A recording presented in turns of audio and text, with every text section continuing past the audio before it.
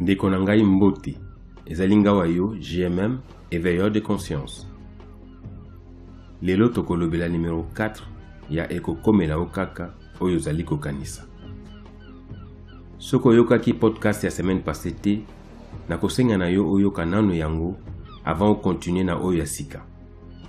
Soko olanda inga malamu na podcast oyo eleki, okoyeba ete réalité na yo ya lelo yo mokonde muto salaki yango.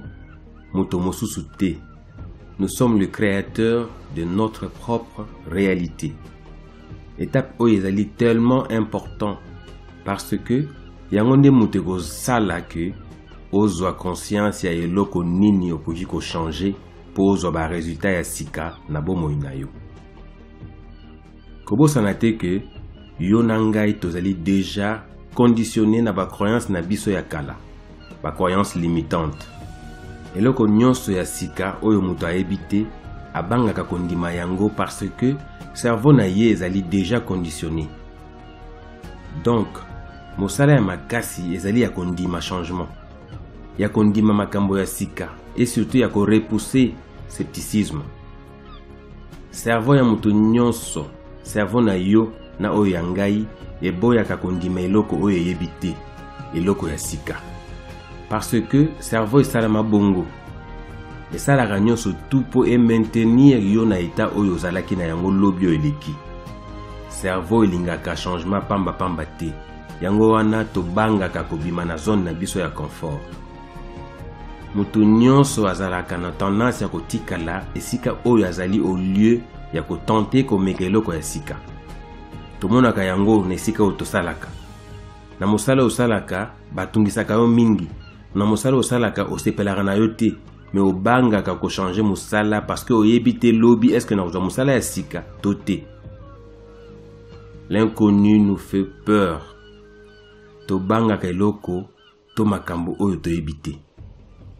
Mais soki olingi changement na bomoi na yo, il faut ozala prêt ya kosala eloko ya sika. Il faut ozala prêt ya kobima na zone na yo ya confort.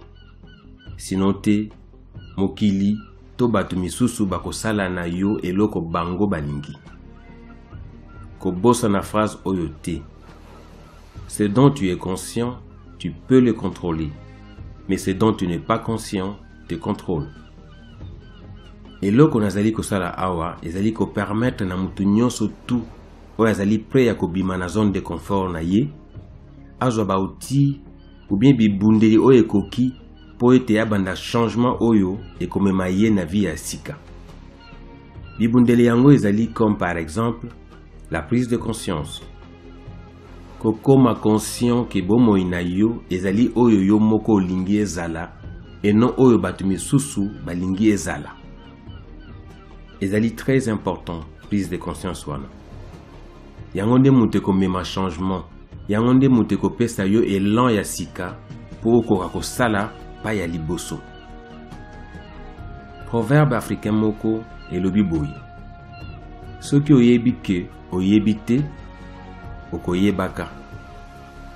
Mais soki oyebi te ke oyebi te, okoyebaka lisusu te. Et soki oyebi, kabola na ba misusu.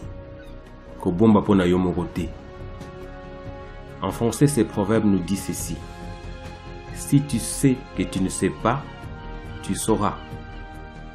Mais si tu ne sais pas que tu ne sais pas, tu ne sauras jamais. Et quand tu sais, partage. Donc il faut ofungola esprit na yo. Il faut ozala prêt ya koyekola makambo ya sika. Soki olingi ko changer état d'esprit na yo te, alors tika pe kolela. Ndima kaka situation oyo ozali na yango. Soki oboyi kosala choix, ezali pe kaka choix. Tu as le libre arbitre de faire un choix. Ne pas le faire, c'est aussi un choix. Linga oyeba potentialité na yo. Potentialité oyo botama na yango. Ba qualité, ba don na yo nyonso oyo botama na yango. Koyeba yango ezali lokola opelisi mwinda na katikati na yo. Tango koyeba yango okomi conscient. Tango okoma conscient, okokoma pe koyeba ko contrôler esprit na yo. Okoyeba nini il faut changer pour état d'esprit na yo pe changer.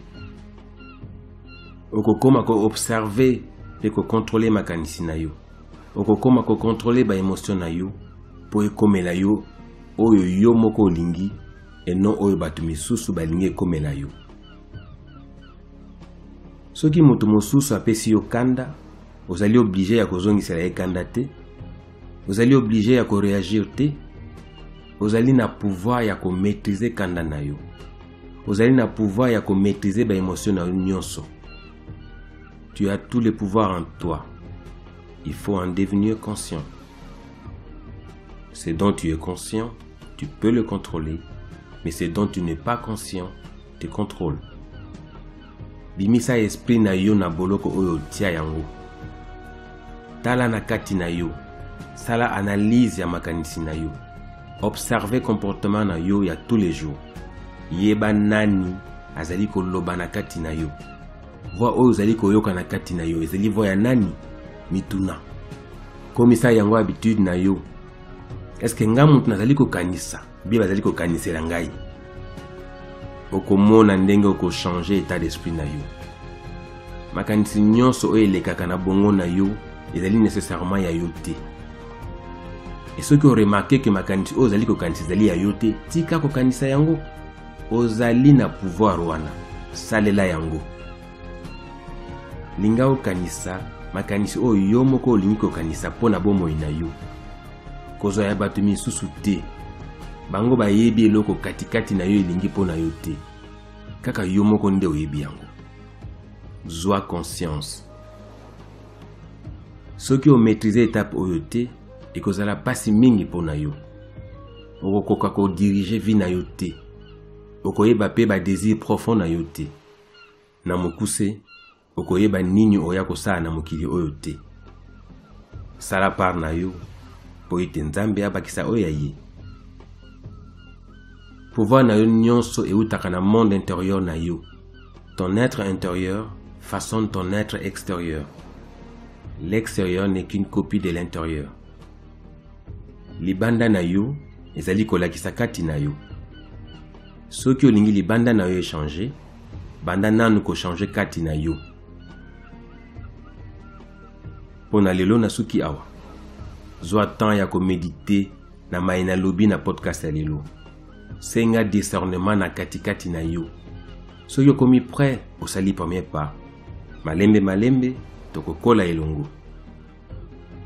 Okoki kobanda lelo oyo ko maîtriser makanisi na yo. Okoki lelo oyo ko changer makanisi na yo. Okoki lelo oyo ko créer makanisi ya sika. Et puis ko maîtriser ba sentiment na yo to ba émotion na yo. Soki ozali nano prêter tika komitungisa. Tika ko perdre temps na yo na koyoka kama kama nazali koloba. Ozali nano prêter ya kozwa destin na yo na maboko. Ozali nano prêter ya ko maîtriser vie na yo. Ozali nano prêter ya kondima responsabilité oyo pouvoir na yo ezali kosenga. Ozali nano prêter ya kokola. Toko continuer semaine prochaine.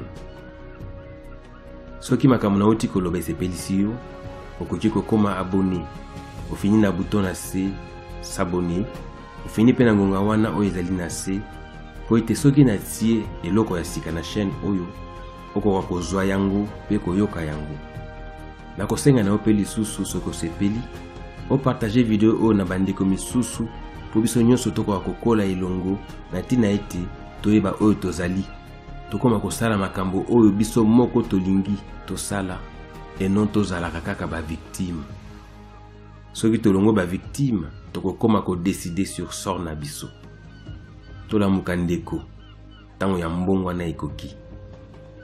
Merci na écoute na yo. Tomonani na poso ekoya.